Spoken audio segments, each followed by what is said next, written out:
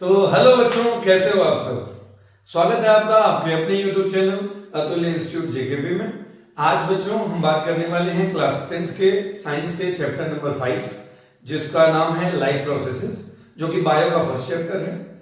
इस चैप्टर में हम बात करेंगे कि कोई भी ऑर्गेनिज्म लिविंग स्टेट में कैसे रह सकता है, कौन सी एसेंशियल प्रोसेस उसके लिए इंपॉर्टेंट होती हैं, जिसमें 4 एसेंशियल प्रोसेस का डिटेल में जिक्र है। जो चूंकि चैप्टर बहुत बड़ा है तो उसको छोटे छोटे 4 पार्ट्स में हम पढ़ेंगे। क्योंकि ये जो हम वीडियो बना रहे हैं, इस वीडियो का मेन पर्पज है एग्जाम टाइम में क्विक रिवीजन कराने का। बोर्ड्स नजदीक हैं और क्विक रिवीजन करने के लिए छोटे छोटे टॉपिक एक एक लेक्चर रहेंगे, जिसमें एक एक टॉपिक कवर होगा। जैसे उसमें पूरा डिटेल डिस्कशन जितना मैक्सिमम हो सकता है, डेफिनेशंस वगैरह बाकी चीजें आप अपने बुक वगैरह से देख लेना। अगर कोई इशू आएगा तो आप कमेंट में बता सकते हो, तो उस इशू को हम रिजॉल्व करेंगे जल्दी से जल्दी। कोई टॉपिक अगर अछूता रह जाएगा, ना बता पाए, छूट जाए किसी कारण से, या फिर कोई टॉपिक आपको अलग से पूछना हो, तो उसके बारे में आप हमको कमेंट करके बता सकते हो। आप अगर चैनल पे नए हो तो चैनल को सब्सक्राइब करके बेल आइकन प्रेस कर देना, ताकि हमारी नई वीडियोस की नोटिफिकेशन आपको मिलती रहे। लास्ट में वीडियो कैसी लगी ये जरूर आप बताइएगा, कमेंट करके जरूर बताइएगा। तो चलिए आज का वीडियो हम शुरू करते हैं, ज्यादा टाइम में वेस्ट करते हुए। चैप्टर का नाम है लाइफ प्रोसेसेस। ठीक है, लाइफ प्रोसेस। तो लाइफ प्रोसेस है क्या? लाइफ प्रोसेस कुछ एसेंशियल ऐसी प्रोसेस है किसी भी लिविंग ऑर्गेनिज्म को लिविंग स्टेट में सस्टेन करने के लिए, लिविंग स्टेट में रहने के लिए कुछ एसेंशियल प्रोसेस परफॉर्म करने पड़ते हैं, जिसे हम लाइफ प्रोसेसेस कहते हैं। जैसे एग्जांपल के तौर पे हमें न्यूट्रिशन चाहिए। विदाउट न्यूट्रिशन कोई भी ऑर्गेनिज्म लिविंग स्टेट में नहीं रह सकता है। न्यूट्रिशन चाहिए, फिर से उस न्यूट्रिशन से जो एनर्जी मिलेगी, जो ग्लूकोज का ब्रेकडाउन होगा, उसके लिए रेस्पिरेशन चाहिए। ठीक है, रेस्पिरेशन। और उसके बाद जब रेस्पिरेशन होगा तो उससे बॉडी को एनर्जी मिलेगी, और बॉडी के हर हिस्से में ग्लूकोज को ले जाने का काम, हर एक सेल्स तक ग्लूकोज को पहुंचाने का काम, बाकी एसेंशियल जो भी न्यूट्रिएंट्स हैं उनको पहुंचाने का काम कौन करेगा? वो करेगा ब्लड। तो फिर सर्कुलेशन की भी जरूरत होगी, और फाइनली जब ब्लड का फिल्ट्रेशन होगा तो जो भी एक्सक्रीटरी प्रोडक्ट या फिर बॉडी के लिए जो हार्मफुल प्रोडक्ट्स होंगे, जिन्हें हम नाइट्रोजनस वेस्ट कहते हैं, उनके एक्सक्रीशन के लिए, उनको बॉडी से बाहर निकालने के लिए एक्सक्रीशन की प्रोसेस होगी। तो इन 4 प्रोसेस के बारे में डिटेल में पढ़ेंगे। आज हमारा टॉपिक होगा न्यूट्रिशन। तो न्यूट्रिशन के बारे में पढ़ेंगे। उसके पहले जानते हैं कि लाइफ प्रोसेस वो प्रोसेस होती है जिसमें सारी की सारी एसेंशियल प्रोसेस, किसी भी ऑर्गेनिज्म को लिविंग स्टेट में रहने के लिए जितनी भी एसेंशियल प्रोसेसेस होती हैं, उन्हें हम लाइफ प्रोसेस कहते हैं। ठीक है, तो लाइफ प्रोसेस में जो सबसे पहला प्रोसेस है उसका नाम है न्यूट्रिशन। अब न्यूट्रिशन जो है, न्यूट्रिशन पहला प्रोसेस, 4 प्रोसेस हम पढ़ने वाले हैं, जिसमें पहला है न्यूट्रिशन। न्यूट्रिशन के बारे में बात करें, होता क्या है न्यूट्रिशन? न्यूट्रिशन को अगर हम देखने जाएं तो न्यूट्रिशन उसे कहते हैं जिसमें कोई भी ऑर्गेनिज्म अपना फूड को ऑब्टेन करता है, ऑब्टेन करने के बाद उसका यूटिलाइजेशन करता है। यूटिलाइजेशन करेगा तभी तो उसे एनर्जी मिलेगी। ठीक है, तो कभी किसी भी ऑर्गेनिज्म को ग्रो करने के लिए, उसकी ग्रोथ के लिए, उसको मतलब लिविंग स्टेट में रहने के लिए, उसको एनर्जी के लिए, हर कंडीशन के लिए न्यूट्रिशन एसेंशियल है। ठीक है ना, इसीलिए लाइफ प्रोसेस में आता है, लिविंग स्टेट में रहने के लिए एसेंशियल है। ठीक, तो न्यूट्रिशन जो प्रोसेस है, nutrition is a process by which an organism obtain their food and utilise it. इसका एक डेफिनेशन हो गया। अब न्यूट्रिशन के बारे में बात करते हैं। तो न्यूट्रिशन में जो फूड ऑब्टेन करता है उससे ऑर्गेनिज्म को क्या मिलता है? न्यूट्रिएंट्स। न्यूट्रिएंट्स वो सब्सटेंसेस होते हैं, वो एलिमेंट्स होते हैं या वो केमिकल कंपाउंड्स होते हैं जिनकी वजह से बॉडी को न्यूट्रिशन प्रोवाइड होता है, यानी कि एनर्जी मिलती है। ठीक है, तो उन्हें हम न्यूट्रिएंट्स कहते हैं। न्यूट्रिशन के बारे में बात करें तो मेनली हम लोग 2 टाइप के न्यूट्रिशन पढ़ते हैं। एक ऑटोट्रोपिक न्यूट्रिशन और दूसरा जो है हेट्रोट्रोपिक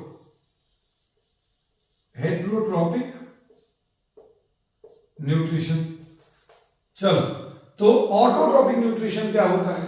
ऑटोट्रोपिक न्यूट्रिशन वो होते हैं, ऑटो मतलब अपने आप, स्वयं से अपना खाना बनाने, खुद से अपना फूड प्रिपेयर करने वाले जो भी ऑर्गेनिज्म होते हैं उन्हें ऑटोट्रॉप्स कहते हैं। ठीक है ना, ऐसे ऑर्गेनिज्म जो अपना फूड स्वयं प्रिपेयर कर लें, खुद प्रिपेयर कर लें, उन्हें क्या कहते हैं? ऑटोट्रॉफ्स कहते हैं। और ऐसा न्यूट्रिशन परफॉर्म करने वाले ऑर्गेनिज्म को क्या कहते हैं? ऑटोट्रॉपिक न्यूट्रिशन कहते हैं।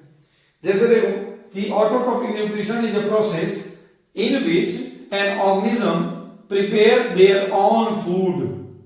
कोई ऑर्गेनिज्म अपना खुद का फूड खुद प्रिपेयर कर सकता है, तो उसे हम कह देते हैं ऑटोट्रॉपिक न्यूट्रिशन।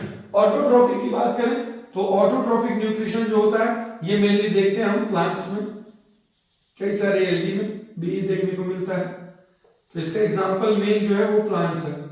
अब प्लांट्स ऑटोट्रॉपिक न्यूट्रिशन करते हैं, तो ऑटोट्रॉपिक में भी दो तरीके के ऑटोट्रॉपिक न्यूट्रिशन होते हैं। एक first one is photo autotrophic,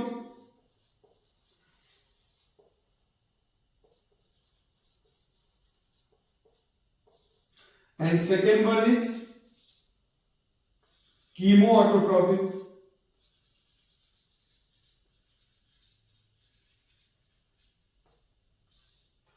autotrophic में खुद से अपना फूड प्रिपेयर करते हैं, जिसमें दो आते हैं, फोटो ऑटोट्रोपिक है, कीमो ऑटोट्रोपिक। फोटो ऑटोट्रोपिक नाम देखिए, नाम से पता चल जाता है, फोटो का मतलब होता है लाइट, ठीक है। जो लाइट की प्रेजेंस में अपना फूड खुद से प्रिपेयर कर लें उन्हें फोटो ऑटोट्रोपिक ऑर्गेनिज्म कहते हैं। और कीमो, कीमो का मतलब हो गया केमिकल, जो केमिकल सब्सटेंसेस की प्रेजेंस में अपना फूड प्रिपेयर करें, उनकी हेल्प से अपना फूड प्रिपेयर करें, उन्हें कह देते हैं कीमो ऑटोट्रोपिक, ठीक है। कीमो ऑटोट्रोपिक न्यूट्रिशन होता है। आगे बढ़ते हैं तो फोटो ऑटोट्रोपिक, कीमो ऑटोट्रोपिक, दो तरह के न्यूट्रिशन हो गए ऑटोट्रोपिक में। ऑटोट्रोपिक न्यूट्रिशन में डिटेलिंग में हम थोड़ा सा पढ़ते हैं, तो डिटेल में पढ़ने पे हम देखते हैं कि ऑटोट्रोपिक न्यूट्रिशन में मेनली होता क्या है। ऑटोट्रोपिक न्यूट्रिशन होता क्या है? ऑटोट्रोपिक न्यूट्रिशन में कोई भी ऑर्गेनिज्म अपना फूड प्रिपेयर कैसे करता है? तो प्रिपेयर करने के लिए, ऑर्गेनिज्म को अपना फूड प्रिपेयर करने के लिए कुछ रॉ मटेरियल्स की जरूरत पड़ती है।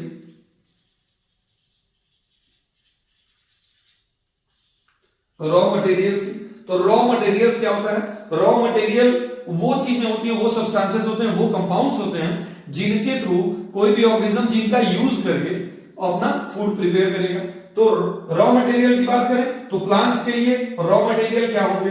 रॉ मटेरियल होता है वाटर, मिनरल। वाटर और मिनरल तो किसी भी प्लांट को सॉइल से मिल जाते हैं रूट के थ्रू, ठीक है, और सॉइल से इनको मिल जाते हैं।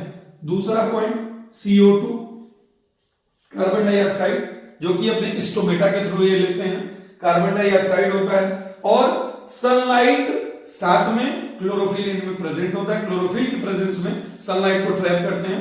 तो देखिए रॉ मटेरियल में यही मेनली आएंगे, रॉ मटेरियल में यही दोनों आते हैं, वाटर मिनरल आता है और साथ में कार्बन डाइऑक्साइड गैस आती है।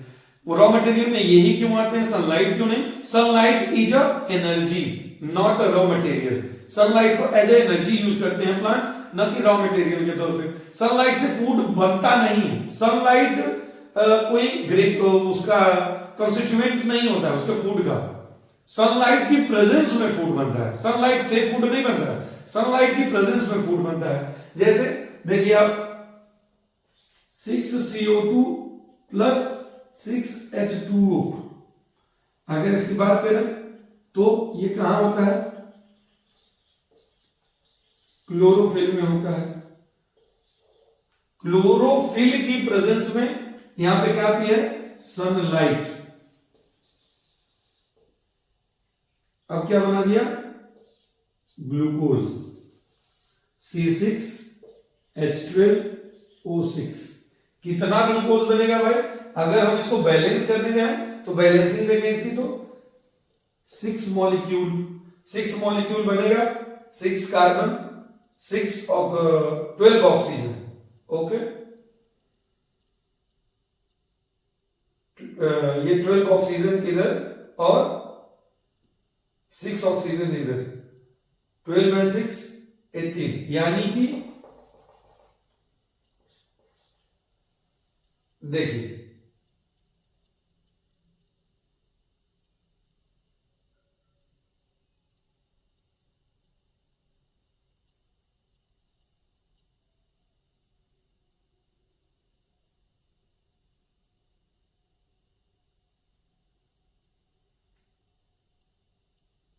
सॉरी, साथ में 6 ऑक्सीजन निकलता भी है यहाँ पे, ठीक है।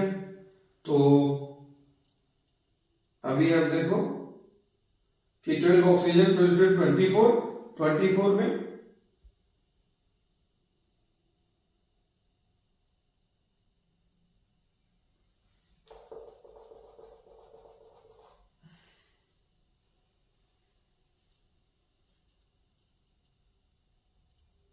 ठीक है। अभी देखो ये बैलेंस हो गया, 6 CO2 एंड 6 H2O। ये देखो यहां नहीं बैलेंस हुआ, 6 H2O, ठीक है। 6 CO2 6 H2O यहां पे आ गया। टोटल यहां पे कार्बन कितने, 6, इधर भी कार्बन 6, ठीक है। बात करें यहां पे 12 ऑक्सीजन, यहां पे 6 ऑक्सीजन, टोटल 18 ऑक्सीजन हो गए। 6 यहां पर और 12 यहां पर, 18 ऑक्सीजन हो गए। और यहाँ पे हाइड्रोजन 12, ओके। यहाँ पे ये बैलेंस हो गया। बैलेंसिंग में थोड़ा सा इशू आ गया था, वो मुझे क्लियर समझ में नहीं आया, तो वो जो यहाँ पे 6 होना चाहिए था उसको मैंने इधर कर दिया और यहाँ पे 12 लगा दिया, गलती से ये चीजें हो जाती हैं। चलिए आगे बढ़ते हैं। तो ये रिएक्शन तैयार होती है। कभी भी एग्जाम में जब आए तो ये रिएक्शन आप उसमें जरूर इंक्लूड कर देना। रिएक्शन इसलिए इंक्लूड किया जाता है ताकि जब भी बैलेंस रिएक्शन आप लिख देते हो तो एग्जाम्पल पे एक अच्छा इंपैक्ट पड़ता है, तो उस पे नंबर अच्छे मिलने के चांसेस बढ़ जाते हैं। रॉ मटेरियल हो गया और आपका ग्लूकोज तैयार हो जाता है प्लांट के अंदर। आगे हम बात करें तो आप देखोगे कि अब प्लांट आखिर ये ऑक्सीजन कैसे लेते हैं। ऑक्सीजन लेने के लिए इनके पास एक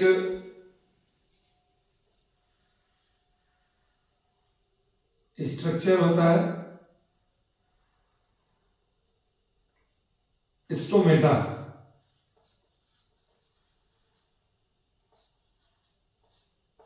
ये स्टोमेटल पोर है, ये दोनों जो है वो गार्ड सेल है, ठीक है ना। गार्ड सेल की बात करें तो गार्ड सेल क्या करती हैं, उस स्टोमेटल ओपनिंग को, जिसे स्टोमेटल पोर या स्टोमेटल ओपनिंग कहते हैं, उस स्टोमेटल ओपनिंग को जो है वो कवर करके रखती हैं। जैसे इस गार्ड सेल में वाटर फिल होता है, वाटर फिल होते ही ये गार्ड सेल स्वेल हो जाती हैं, फूल जाती है। जैसे ये फूलती हैं ये पोर ओपन हो जाता है। ओपन होने के बाद इससे जो ऑक्सीजन रहता है वो निकल जाता है और इसी के रास्ते कार्बन डाइऑक्साइड प्लांट ले लेता है। प्लांट कार्बन डाइऑक्साइड लेता है और जैसे ही कहीं से हवा पास होती है, आपको बहुत अच्छे से पता है, कभी हम लोग को कोई कपड़ा सुखाना होता है तो हम लोग कपड़े को जहां पे एयर का मतलब विंड जो है अच्छी खासी रहती है वहां अगर डाल दें तो जल्दी कपड़ा सूख जाता है। क्यों? क्योंकि जहां से भी विंड पास होगी वहां पे इवेपोरेशन कॉज करेगी। तो यहाँ पे जैसे ही विंड पास होती है, एयर जाती है, CO2 और O2 का एक्सचेंज होता है, वैसे ही इस गार्ड सेल में जो वाटर भरा रहता है वो वाटर क्या होता है, यहां से रिलीज हो जाता है, इवेपोरेट हो जाता है। इवेपोरेट यानी कि ट्रांसपिरेशन की प्रोसेस यहीं से होती है, इस स्टोमेटा के पास से। अब इन गार्ड सेल से जैसे ही ये वाटर रिलीज होता है, ये गार्ड सेल सिकुड़ जाती है, श्रिंक हो जाती है और ये स्टोमेटल ओपनिंग क्लोज हो जाती है। तो इसी तरह स्टोमेटल ओपनिंग, जैसे ही उसमें वाटर, देखिए ऐसे गार्ड सेल लगा रहता है, जैसे ही वाटर की वजह से फूला, ये फूल कैसे हो जाएगा, तो स्टोमेटल ओपनिंग जो है वो, ये स्टोमेटा जो है वो ओपन हो जाएगा और उसके बाद जैसे इससे पानी खत्म होगा, इसकी स्वेलिंग खत्म होगी, ये श्रिंक करेगा, तो श्रिंक करके ऐसे हो जाएगा, तो फिर से वो स्टोमेटल पोर जो है वो क्लोज हो जाएगा। तो इसी तरह से स्टोमेटा ओपन एंड क्लोज होता रहता है और यहीं से गैसियस सेक्शन प्लांट करता रहता है अपना, ठीक है। आगे बढ़े तो ये हो गया आपका प्लांट का। हाँ, ये बात कर लेते हैं क्लोरोफिल के बारे में। क्लोरोफिल कहां होती है? क्लोरोफिल प्लांट के जो लीफ होती है, लीफ में एपिडर्मिस के जस्ट नीचे एक पेलिसेड लेयर होती है। एपिडर्मिस के जस्ट नीचे पेलिसेड लेयर होती है और उस पेलिसेड लेयर में कुछ मीजोफिल सेल्स होती हैं। कौन सी सेल्स? एक मिनट, इधर कहीं लिख देते हैं, मीजोफिल सेल्स।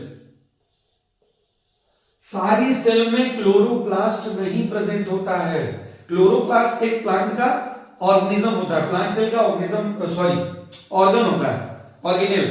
प्लांट सेल का ऑर्गेनेल होता है।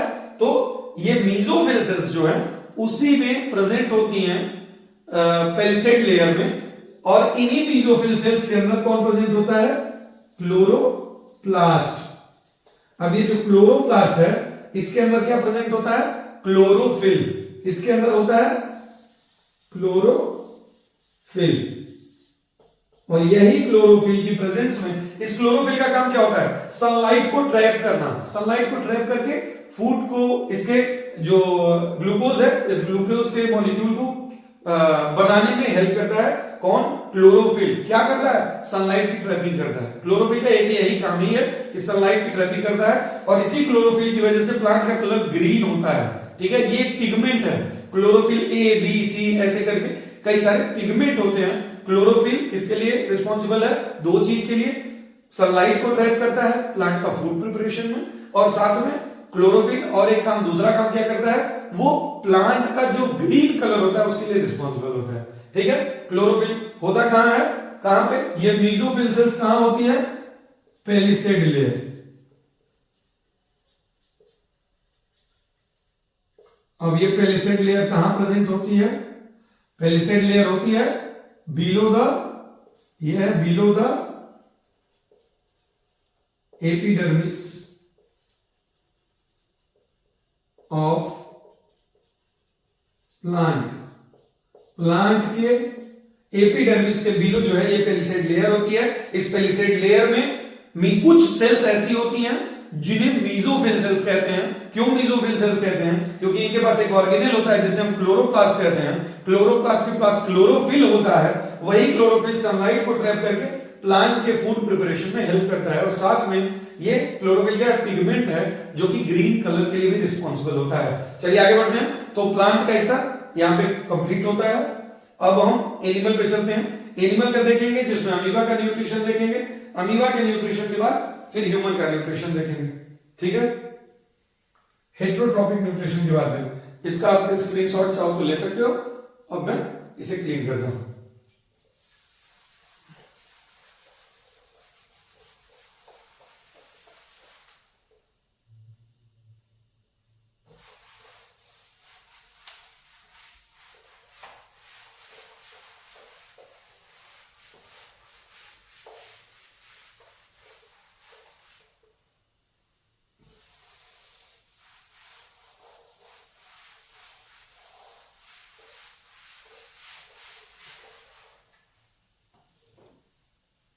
अब देखो, हेट्रोट्रॉपिक न्यूट्रिशन कौन सा न्यूट्रिशन होता है? वो न्यूट्रिशन, जैसे ऑटोट्रॉपिक में क्या था, जो भी ऑर्गेनिज्म अपना फूड खुद प्रिपेयर करते हैं उन्हें ऑटोट्रॉपिक न्यूट्रिशन कहते हैं। जो ऑर्गेनिज्म अपना फूड दूसरे के लिए दूसरे पे डिपेंड रहते हैं, अपने फूड के लिए दूसरे पे डिपेंड रहते हैं, दूसरे ऑर्गेनिज्म पे डिपेंड रहते हैं, उन्हें कहते हैं हेट्रोट्रॉपिक। हेटेरो का मतलब हो गया कि दूसरे पे डिपेंड होना। ठीक है ना, खुद से, यहां ऑटो था, ऑटो मतलब अपने आप खुद से बना लेना। ठीक है, ये हेटेरोट्रॉपिक मतलब दूसरे पे, किसी दूसरे ऑर्गेनिज्म पे डिपेंड रहना। हेटेरोट्रॉपिक न्यूट्रिशन वो न्यूट्रिशन है, heterotrophic nutrition is a nutrition in which an organism is depend on the other organism for their food. अपने फूड के लिए हमेशा दूसरे ऑर्गेनिज्म पे डिपेंड होते हैं। ऐसे ऑर्गेनिजम्स को हेटेरोट्रॉप्स कहते हैं, और ऐसे फंक्शन को, ऐसे टाइप के न्यूट्रिशन को परफॉर्म करने वाले ऑर्गेनिज्म को, ऐसे टाइप के न्यूट्रिशन को हेटेरोट्रॉपिक न्यूट्रिशन कहते हैं। ठीक है, चलिए बात करते हैं हेटेरोट्रॉपिक न्यूट्रिशन। हेटेरोट्रॉपिक न्यूट्रिशन में तीन तरह के न्यूट्रिशन होते हैं, मेनली 3 टाइप है। कौन कौन सा? First one is holozoic nutrition, जिसके बारे में सबसे लास्ट में पढ़ेंगे। दूसरा है पैरासिटिक,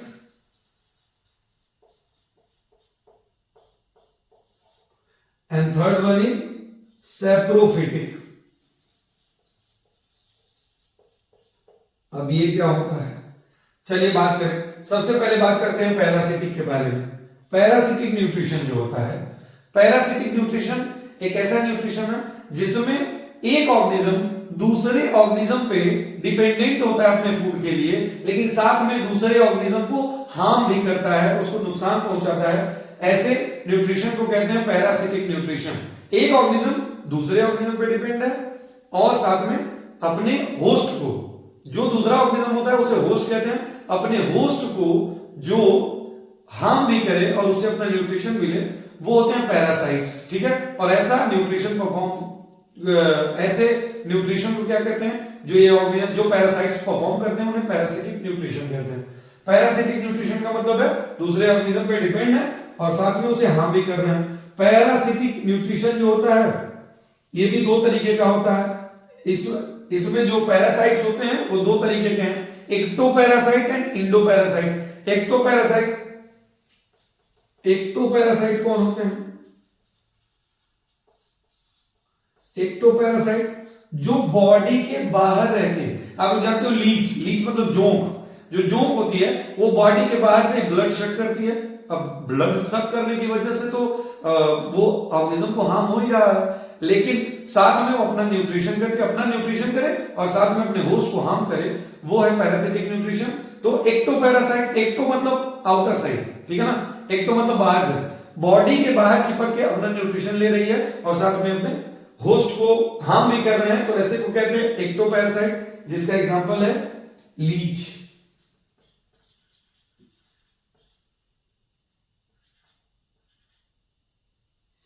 और दूसरा है इंडोपैरासाइट।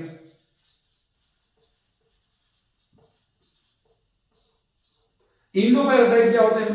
इंडोपैरासाइट यानी जो ऑर्गेनिज्म की बॉडी के अंदर से अपना न्यूट्रिशन लेते हैं और साथ में ऑर्गेनिज्म को हेल्प कर रहे हैं, ऑर्गेनिज्म को जो है वो हार्म करते हैं, ठीक है। तो ये जो इंडोपैरासाइट है इसमें आते हैं tapeworm, Ascaris, round worm, ring worm, बहुत सारे ऑप्शंस हैं इसमें।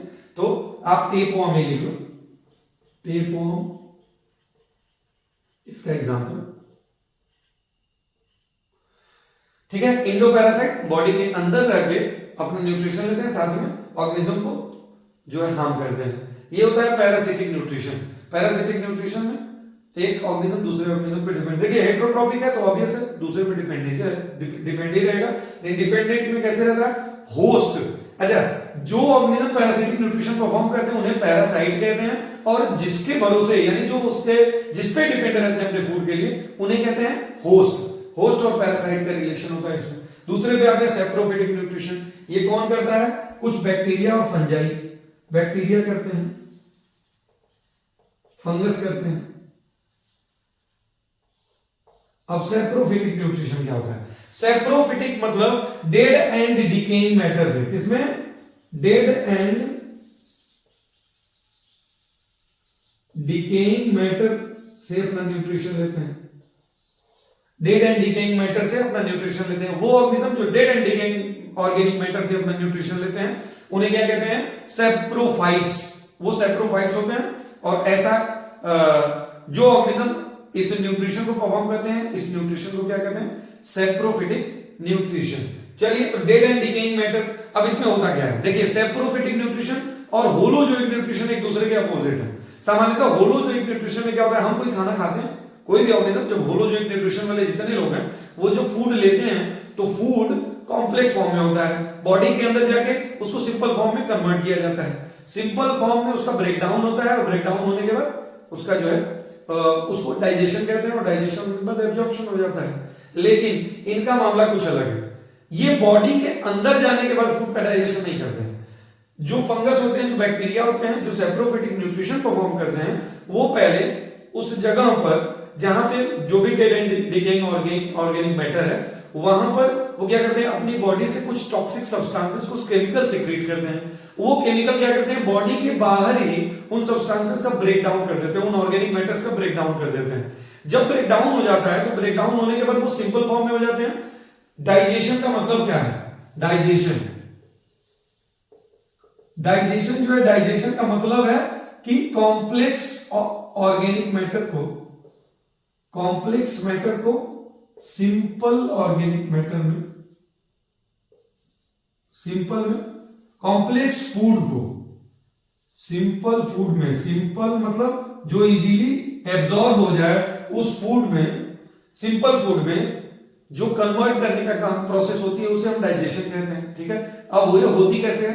कैटाबॉलिक प्रोसेस है, ब्रेकडाउन होता है। एक बड़ा पार्टिकल है, छोटे छोटे टुकड़ों में टूट जाएगा और छोटे में टूटेगा, जब तक कि हमारी बॉडी में जगह जगह एब्जॉर्ब होने लायक ना बन जाए, तब तक वो ब्रेकडाउन उसका होगा सिंपल फॉर्म में। ठीक है। तो अब ये कॉम्प्लेक्स फूड को हमारी बॉडी जब बॉडी के अंदर फूड जाता है उसके बाद कॉम्प्लेक्स को सिंपल फॉर्म में चेंज करती है। लेकिन सेप्रोफाइट्स में क्या होता है, ये खुद पहले बॉडी से केमिकल सीक्रेट करते हैं, फिर जो भी डेड मैटर रहता है उस डेड या डिकेइंग मैटर जो रहता है उसका ब्रेकडाउन होता है, बॉडी के बाहर ही उसका ब्रेकडाउन होता है सिंपल फॉर्म में। जब सिंपल फॉर्म में हो जाता है तो वो अपने बॉडी के सरफेस के ऊपर उसको एब्जॉर्ब कर लेते हैं। ये होता है सेप्रोफिटिक न्यूट्रिशन। अगर आप ध्यान से देखें तो सेप्रोफिटिक न्यूट्रिशन होलोजोइक न्यूट्रिशन का जो है अपोजिट है, ठीक है। इसके एग्जांपल बैक्टीरिया और फंगस होते हैं। चलिए ये दो न्यूट्रिशन हो गए। अब बात करते हैं होलोजोइक न्यूट्रिशन के बारे में। ये थोड़ा बड़ा है इसलिए इसको मैंने लास्ट में शुरू किया। होलोजोइक न्यूट्रिशन जो होता है इसमें पूरी एक लंबी चेन होती है प्रोसेस की, जिसमें होता है होलोजोइक न्यूट्रिशन में ऑर्गेनिज्म क्या करता है, ऑर्गेनिज्म सबसे पहले फूड का, अब इसमें होलोजोइक न्यूट्रिशन में अमीबा का न्यूट्रिशन आता है जिसके बारे में अभी हम डिस्कस करेंगे। होलोजोइक न्यूट्रिशन में ऑर्गेनिज्म सबसे पहले फूड को कैप्चर करता है, तो फूड का इनटेक करता है। क्या करता है, इनटेक करता है। फूड का इनटेक हो गया, इनटेक होने के बाद डाइजेशन होती है। अब ये फूड का जो इनटेक हुआ इसे इंजेशन भी नाम देते हैं, इंजेशन। अब इंजेशन के बाद डाइजेशन हुआ, डाइजेशन के बाद क्या हुआ, ब्रेकडाउन होने के बाद एब्जॉर्प्शन होता है।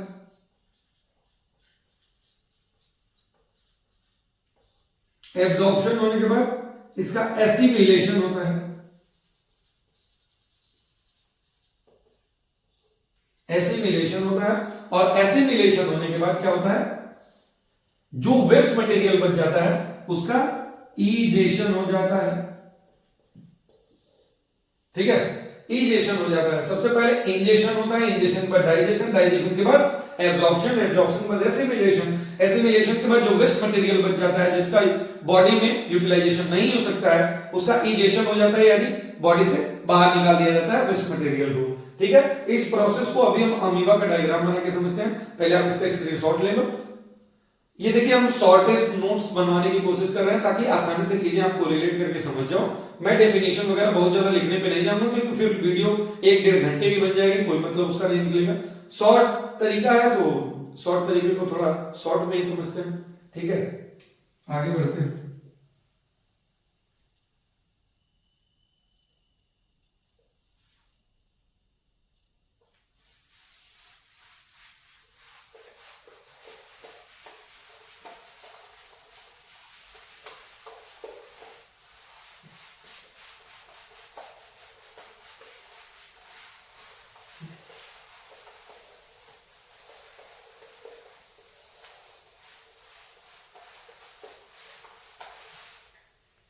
अब हमारा टॉपिक है न्यूट्रिशन इन अमीबा।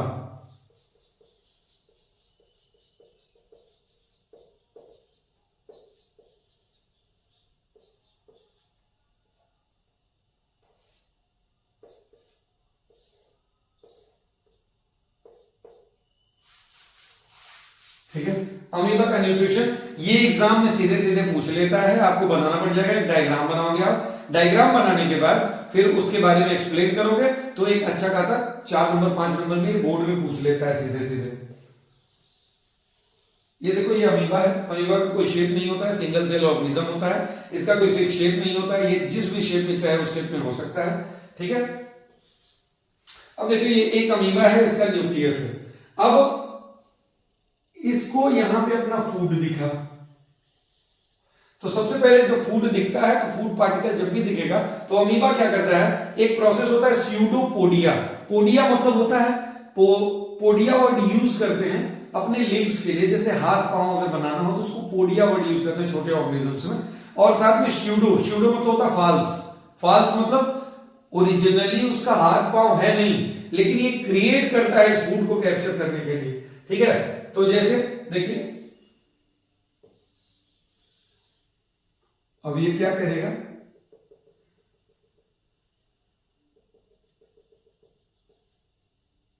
ठीक है। अब यहां पर फूड मटेरियल है, अब इसने स्यूडोपोडिया का फॉर्मेशन कर लिया, स्यूडोपोडिया का फॉर्मेशन करेगा। उसके बाद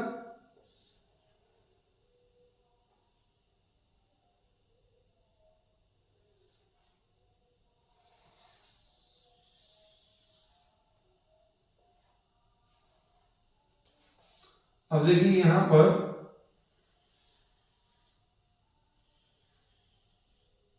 स्यूडोपोडिया का फॉर्मेशन हुआ और फिर करता क्या है, ये ऊपर से, ठीक है ना, उसको कैच करके और उसके बाद ऊपर से इसको कवर कर लेता है, ठीक है ना, अपने फूड को कैप्चर करके और उसको फिर ऊपर से कवर कर लेता है। जब ये कवर कर लेता है तो स्ट्रक्चर कुछ ऐसा बन जाता है,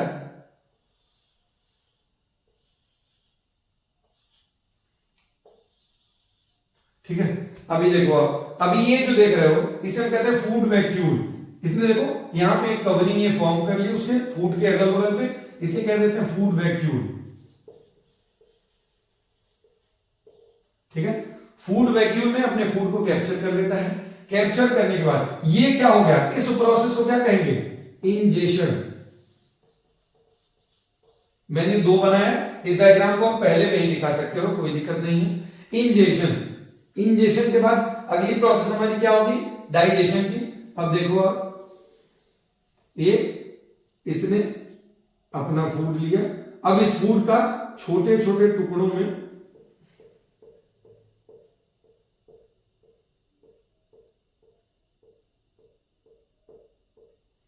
ठीक है ना। अब डाइजेशन मतलब कॉम्प्लेक्स फूड मटेरियल को, कॉम्प्लेक्स सब्सटेंसेस को जो है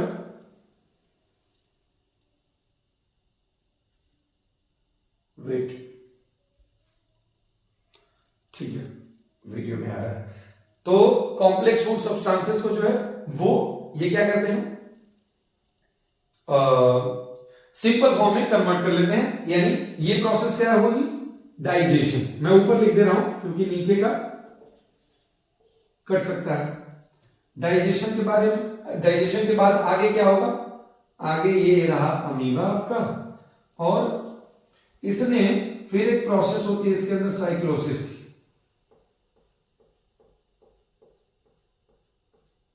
अब ये साइक्लोसिस में ये गोल गोल पूरे अपनी बॉडी के अंदर सर्कुलर पाथ में ये पूरा फूड वैक्यूल घूमेगा, और घूमते वक्त इसके अंदर से जो है ये सिंपल सब्सटेंसेस निकलेंगे और इनका क्या होगा, एब्जॉर्प्शन। अब इस एरो को आप चाहो तो इसी डायग्राम में बना के दिखा दो, डाइजेशन एंड एब्जॉर्प्शन लिख सकते हो, ठीक है। आगे बढ़ाओगे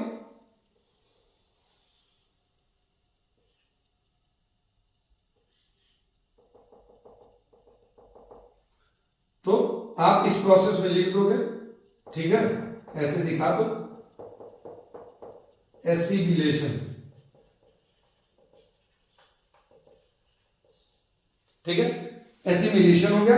और एसिमिलेशन के बाद अंतिम प्रोसेस दिखा दो कि ये जो सब्सटेंस है ना, ये मान लो ये अमीबा है, तो अमीबा के किसी एक किनारे पे बॉडी के एक हिस्से पे ले जाके चिपका देना है आपको। चिपकाने के बाद इसको हल्का सा यहां से ओपन हो जाता है और इस सब्सटेंसेस को बाहर दिखा देना है, ताकि ये प्रोसेस देख के लगे कि कोई जो वेस्ट मटेरियल है वो बॉडी के बाहर निकल रहा है, और इस प्रोसेस का नाम दे देंगे ईजेशन। अब इसके बारे में अगर लिखना हो तो सामान्यतः हम लिखेंगे कि इंजेशन की प्रोसेस पहला हेडिंग डालेंगे इंजेशन। इंजेशन में हम जाएंगे, इंजेशन में ये चीज लिख देंगे कि अमीबा जो है अपना एक स्यूडोपोडिया का फॉर्मेशन करता है around the food vacuole and capture it, ठीक है। Amoeba form pseudopodia around there pray, अपने प्रे मतलब होता है अगर ये प्रेडेटर है तो उसे इसके फूड को प्रे कहेंगे, around there pray and capture it, ठीक है। ये हो गया इंजेशन, ठीक है। इंजेशन मतलब बॉडी के अंदर उसको कैप्चर कर लिया। कैप्चर करने के बाद all the food particle inside the food vacuole breaking down from the complex form to simple form. Digestion में आप लिख दोगे, डाइजेशन हेडिंग डालोगे। दूसरे में आप लिख दोगे, तीसरे में आओगे तो absorption, absorption then the simple form of food material transfer into all the body parts and amoeba's body absorb it, ठीक है। तो एब्जॉर्प्शन हो गया। उसके बाद amoeba's body assimilate the food and utilise it for their energy purposes ऐसा कुछ करके लिख दोगे। इजेशन में the waste material, the residues remains after the assimilation and absorption and assimilation of the food material, the residue or the waste material are ejected by the amoeba outside the body by their body surface, अपने surface के through outside the body उसको eject कर देते हैं, इसे ejection कहते हैं। ये पूरी प्रोसेस है। 5 नंबर में क्वेश्चन पूछ सकता है ये पूरा डायग्राम बना के। अगर इतनी चीजें आप लिख देते हो तो मुझे लगता है कि पूरे नंबर मिल जाने चाहिए, अगर अच्छे से डायग्राम का रिप्रेजेंटेशन अच्छा किया है और लिखा अच्छा है तो। ठीक है, आगे बढ़ते हैं। ये क्वेश्चन सीधे सीधे, ओह सॉरी, आपने तो ले लिया होगा ना स्क्रीनशॉट।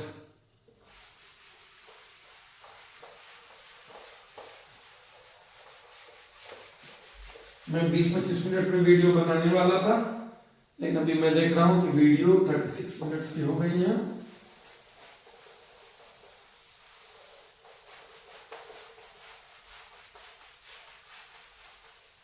बस ह्यूमन का न्यूट्रिशन पढ़ेंगे, ये न्यूट्रिशन टॉपिक कंप्लीट है। ठीक है, जो भी इशू होगी आप हमको कमेंट करके बता सकते हो, मैं उसके लिए आपको सॉल्यूशन प्रोवाइड करा दूंगा, क्योंकि एग्जाम नजदीक है। बहुत ज्यादा, इससे ज्यादा डिटेल में हम लोग जा भी नहीं सकते हैं, तो इसके लिए मैंने सोचा कि भाई जो, चलिए तो बात करने वाले हैं ह्यूमन में न्यूट्रिशन जो होता है, ह्यूमन न्यूट्रिशन इन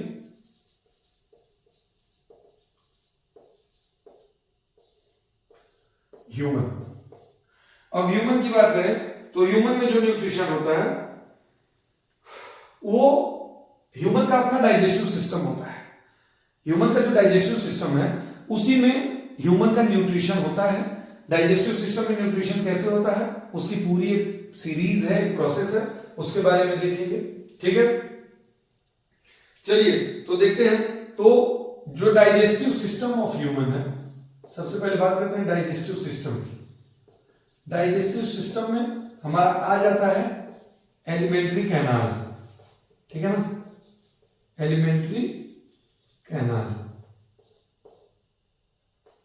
ठीक है, एलिमेंट्री कैनाल में आपका माउथ टू एनस, ये दो ओपनिंग्स होती हैं, माउथ टू एनस, इसके बीच में जितना भी सिस्टम पड़ता है जहां से फूड होकर गुजरता है, जब तक कि वो वेस्ट मटेरियल के तौर पे जो है इजेक्ट ना हो जाए बॉडी से, तब तक की पूरी प्रोसेस जो है डाइजेशन की है। और इस पूरे एक पाइप को हम एलिमेंट्री कैनाल कहते हैं। ठीक है, चलिए अब एलिमेंट्री कैनाल की बात करें तो इसकी शुरुआत होती है माउथ से। हम सबके बारे में पढ़ेंगे और वहां क्या होता है उसके बारे में भी पढ़ेंगे। सबसे पहले आता है माउथ। माउथ को बकल कैविटी भी कहते हैं। इस बकल कैविटी में फूड का डाइजेशन स्टार्ट हो जाता है। डाइजेशन ऑफ फूड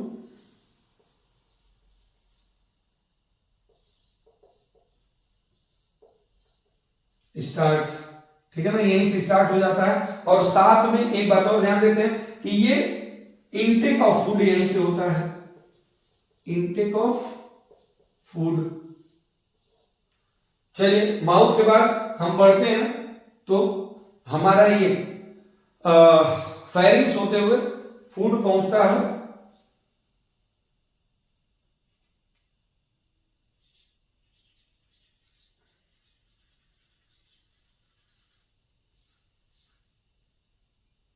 इसोफेगस में। ठीक है, इसोफेगस में फूड पहुंचता है। अच्छा, माउथ की बात करें तो माउथ में 2-3 चीजें होती हैं, ये भी जानने की जरूरत है। माउथ में जो 2-3 चीजें होती हैं, जैसे इसमें टूथ होते हैं जिनका काम है चेविंग, या तुम ये कह सकते हो कि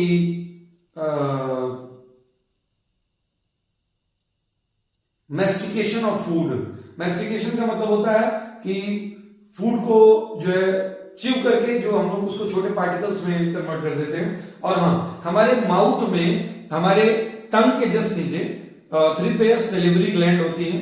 ठीक है, सेलिवरी ग्लैंड जो होती हैं वो सलाइवा सीक्रेट करती हैं। सलाइवा में म्यूकस होता है, साथ में सेलिवरी अमाइलेज होता है। अमाइलेज का काम होता है जो है कार्बोहाइड्रेट का डाइजेशन। अमाइलेज का काम क्या होता है? कार्बोहाइड्रेट का डाइजेशन। टूथ क्या होता है? मैस्टिकेशन करता है।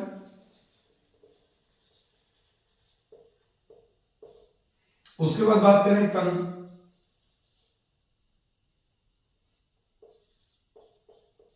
टंग के बारे में बात करें तो जो टंग होती है उस पे टेस्ट बर्ड्स होते हैं। क्या होते हैं?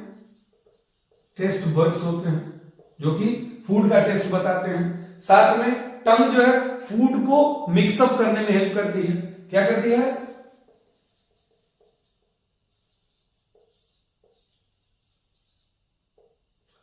Help in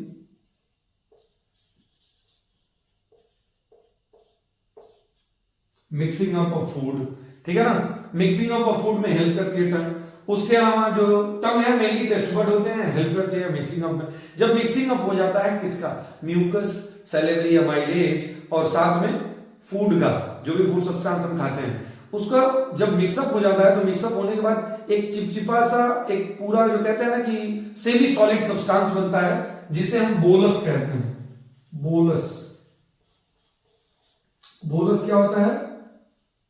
food plus saliva. तो बोलस कैसा होता है? बोलस होता है सेमी सॉलिड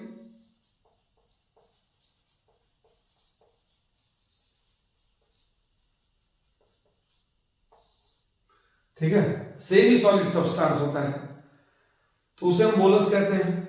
फूड और सलाइवा मिलकर बनाते हैं। चलिए बात करते हैं इसोफेगस के बारे में। इसोफेगस को हम जो है फूड पाइप भी कहते हैं। यहां से होकर के फूड जो है वो जाता है नीचे की तरफ। जब यहां से आगे बढ़ता है तो फूड पहुंचता है स्टमक में। अब स्टमक की बात करें तो स्टमक के 3 पार्ट्स होते हैं, पाइलोरी, फंडिक और कार्डियक। ठीक है, उसके बारे में हमको इतना डिटेल नहीं जानना है। हाँ, 2-3 बातें जाननी है जो एग्जाम में सीधे पूछता है। एक बात यह है कि जो उसकी लेयर होती है, सबसे पहले कि यहां स्टमक में कौन सा एसिड सिक्रीट होता है? तो एसिड का नाम है HCl, हाइड्रोक्लोरिक एसिड। अब हाइड्रोक्लोरिक एसिड जब सिक्रीट होगा तो सिक्रीट होने के बाद ये तो बहुत हद तक चांसेस रहेंगे कि जो स्टमक की वॉल है वो क्या हो जाए? वो डैमेज हो जाए। उस वॉल को डैमेज होने से बचाने के लिए कौन प्रेजेंट होता है? म्यूकस। तो और क्या सिक्रीट होता है? म्यूकस सिक्रीट होता है। अच्छा, म्यूकस सिक्रीट करने वाली जो सेल्स होती हैं उनका नाम है गॉबलेट सेल्स। ये भी कई बार पूछ सकता है, 1 नंबर में क्वेश्चन आ सकता है कि गॉबलेट सेल का काम क्या है? म्यूकस सिक्रीट करना। ठीक है। HCl एक एंजाइम के एक्टिवाइजेशन के लिए रिस्पॉन्सिबल होता है। एक एंजाइम जो कि स्टमक में सिक्रीट होता है उसका नाम क्या है? उसका नाम है लाइपेज। ठीक है, स्टमक में सिक्रीट होता है लाइपेज। और जो है लाइपेज जो एंजाइम होता है इसका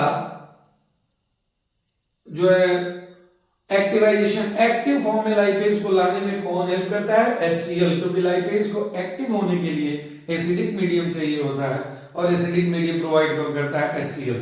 HCl का 2 काम होता है, एक इस एंजाइम को एक्टिव करना, लाइपेज एंजाइम को एक्टिव करना, और साथ में जो भी कोई ऐसा पैथोजन जो हमारी बॉडी के लिए हार्मफुल है, पैथोजन तो हार्मफुल होते ही हैं, पैथोजन जो है वो फूड के रास्ते अगर हमारे पेट तक चला गया तो उसके आगे जाके कोई नुकसान ना पहुंचा पाए, उसके लिए HCl रिस्पॉन्सिबल होता है कि एसिडिक मीडियम में उसको मार के खत्म कर दे। ठीक है। स्टमक के बाद बात करें इंटेस्टाइन।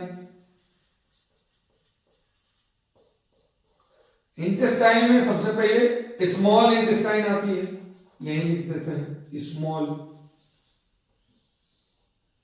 ठीक है ना, स्मॉल इंटेस्टाइन।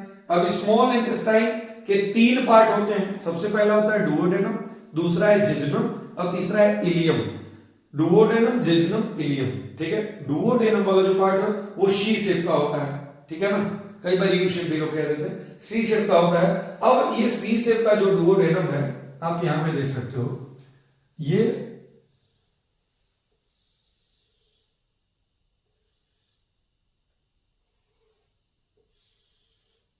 ये स्टमक है और यहां पे आके ये डुओडेनम होता है। ये वाला पोर्शन, ये डुओडेनम सी शेप का होता है। अब देखो आप यहां दो पाइप्स आई रहती है।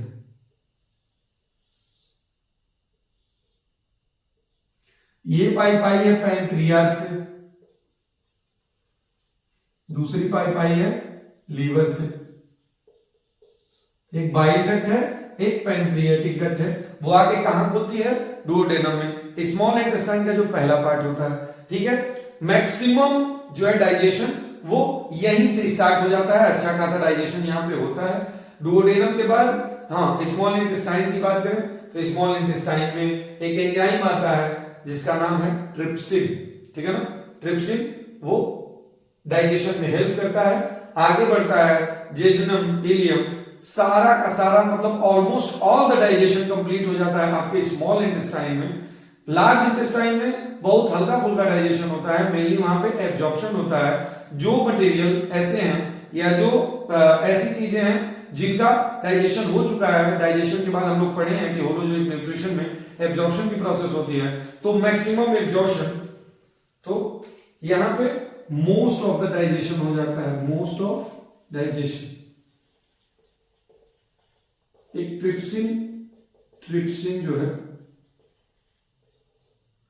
सिक्रीट होता है, पैनक्रियाटिक जूस वहीं पे आता है, बाइल जूस आता है, बहुत सारी चीजें आती हैं। बुक से आप देख लेना, अगर कोई पॉइंट मिस हो रहा हो तो बता जरूर देना, और बुक से आप देख लेना, देख के उसमें सुधार कर लेना। वैसे तो मैं कोशिश यही कर रहा हूं कि कोई पॉइंट मिस ना हो। ठीक है, ट्रिप्सिन एक एंजाइम है जिसके बारे में पूछा जाता है कई बार। ये ट्रिप्सिन जो एंजाइम है ये यहीं स्मॉल इंटेस्टाइन में सिक्रीट होता है। आगे बात करें, इसके बाद आता है अगला portion large intestine. Large intestine की बात करें, ऑलमोस्ट यहां मोस्ट ऑफ द डाइजेशन मैंने लिखा है, almost all the digestion complete हो जाता है स्मॉल इंटेस्टाइन में। लार्ज इंटेस्टाइन की बात करें तो लार्ज इंटेस्टाइन जो है इसका जो काम क्या है, मेन काम है एब्जॉर्प्शन है, एब्जॉर्प्शन। क्योंकि लगभग सारी जो है लगभग सारा डाइजेशन स्मॉल इंटेस्टाइन में होकर कंप्लीट हो गया रहता है, तो लार्ज इंटेस्टाइन में एब्जॉर्प्शन होता है। एब्जॉर्प्शन के बारे में अब इससे आगे बढ़े तो लार्ज इंटेस्टाइन में 3 पार्ट होते हैं। लार्ज इंटेस्टाइन में कौन कौन 3 part? Caecum, colon, rectum. Colon के भी 3 पार्ट होते हैं, ascending colon, descending colon, transverse colon. जानने की बहुत ज्यादा जरूरत है नहीं। लार्ज इंटेस्टाइन में ऑलमोस्ट जो है लगभग सारा का सारा एब्जॉर्प्शन होता है, थोड़ा बहुत डाइजेशन होता है। अब बात करते हैं लार्ज इंटेस्टाइन का जो अंतिम पार्ट होता है रेक्टम। रेक्टम जो है वो कहां खुलता है? एनस में। एनस जो आउटर ओपनिंग है, और एनस का काम क्या होता है? एनस से ईजेशन होता है, egestion of waste material. Egestion of waste material जो होता है वो एनस के थ्रू हो जाता है। ये रहा ह्यूमन का पूरा डाइजेस्टिव सिस्टम। इसको आप फ्लो चार्ट में ऐसे बना के दिखा दो, हर पॉइंट के बारे में बता दो। लिखने का ये तरीका होता है, एग्जाम में अच्छा से अच्छा नंबर इससे आ सकता है। ठीक है, तो अभी हम लोग का यहाँ पे न्यूट्रिशन वाला प्रोसेस कंप्लीट हो गया। प्लान का भी हमने देख लिया, थोड़ा वीडियो लंबी हो गई है, आप थोड़ा उसको फास्ट करके देख लेना, लेकिन मैंने कोशिश किया है कि almost all the point cover करने का। अगर कोई पॉइंट छूट गया हो तो आप हमको बता जरूर सकते हैं। और ये देखिए, mouth, oesophagus, stomach, small intestine, ऐसे ही फ्लो चार्ट आप एग्जाम में बना देते हो अच्छे से, एकदम क्लीनिंग के साथ बनाने के बाद सारे पॉइंट्स के अलग अलग उनके अपने फीचर, ऐसे 2-2 पॉइंट, 3-3 पॉइंट सारे फीचर्स लिख देते हो। मैं आपको प्रॉमिस कर रहा हूं, अगर ह्यूमन का डाइजेस्टिव सिस्टम या फिर आपका जो कि न्यूट्रिशन ह्यूमन बीइंग का अगर पूछ दिया और आपने ये फ्लो चार्ट ऐसे बना के दिखा दिया, मैं आपको प्रॉमिस कर रहा हूं 5 आउट ऑफ 5 आपको रख लो, वो आपको मिलना ही मिलना है। बस चीजों को और अच्छे से रिप्रेजेंट करने की कोशिश करो। खैर वीडियो लंबी हो गई तो बहुत ज्यादा लंबा नहीं खींचूंगा, अगली वीडियो में मिलते हैं रेस्पिरेशन के। ठीक है, तब तक इसको खूब अच्छे से आप तैयार कर लो। जो भी कमी रह गई हो मुझे बता जरूर देना, वीडियो कैसी लगी कमेंट में जरूर बताना, और साथ में ये वीडियो अपने दोस्तों के साथ शेयर करो। जो भी 10th है ना यार, फेयरवेल तो वैसे भी हो चुका होगा तुम लोगों का, तो कोशिश करो कि अपने उन दोस्तों के साथ शेयर करो जिनको आप बहुत मानते हो। पता नहीं आगे चल के 11th में आपके साथ वो पढ़ने वाले हैं नहीं है, क्या होता है क्या नहीं होता है, ये तो मैं भी नहीं जानता हूं, आप भी नहीं जान रहे हो, लेकिन कोशिश करो कि वो जो है वो उनके साथ आप शेयर करो ताकि कल वो उनका भी अच्छा नंबर आए, आपका भी अच्छा नंबर आए। मेरी पूरी कोशिश यही है, अच्छे से अच्छा वीडियो बनाने की, अच्छे से अच्छा कंटेंट आपको प्रोवाइड करने की। जो भी कमी रह जाए कमेंट करके जरूर बताना, जो भी प्रॉब्लम हो, जो भी इश्यू है हो सकता है न्यूट्रिशन या इस टॉपिक से नहीं है, किसी अगले चैप्टर से, मैं उस पर वीडियो बना के आपको अपलोड कर दूंगा या आपसे पर्सनल बात कर लूंगा, आप अपना नंबर डाल सकते हो, बता सकते हो। लेकिन भाई पढ़ाई करो, खूब जम के करो, 10 दिन का समय बचा है बोर्ड एग्जाम शुरू होने में, अभी टाइम एकदम नहीं है और आप जितना मैक्सिमम कर सकते हो करो। मैं रोज एक एक वीडियो लेके आ रहा हूं ताकि एग्जाम, साइंस का एग्जाम आते आते साइंस के लगभग सारे टॉपिक बायो के और केमिस्ट्री के कोशिश करूंगा कवर हो जाए। अगर कोई इशू है, अगर मतलब कोई प्रॉब्लम हो भी जाती है किसी कारण से मैं लेट हो जाता हूं, तो आप लोग जितना तैयार कराना हो उतना करते जाओ और जो भी कमी रह गई हो उसके बारे में जरूर बताना। वीडियो अच्छी लगी तो कमेंट करके जरूर बताना, अपने अच्छे दोस्तों के साथ इसको शेयर करना। Like, share and subscribe. Thank you so much for watching.